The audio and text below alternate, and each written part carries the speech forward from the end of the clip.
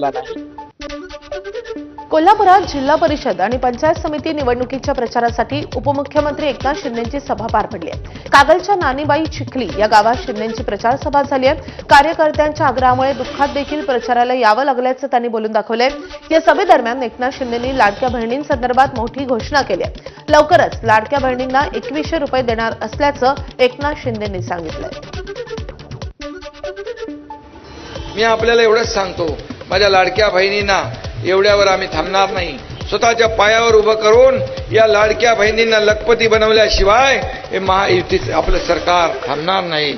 हा एकनाथ शिंदेचा शब्द आहे आणि जे आम्ही बोललेलो आहे, पुन्हा मी सांगतो, मला पत्रकार विचारतात, तुम्ही 1500 रुपये सांगितले, तुम्ही 2100 रुपये सांगितले। मी त्यांना सांगितलं, योग्य वेळी ते पण देणार, मागे हटणार नाही, शब्द फिरवणार नाही। सोलापुरातही जिल्हा परिषद निवडणूक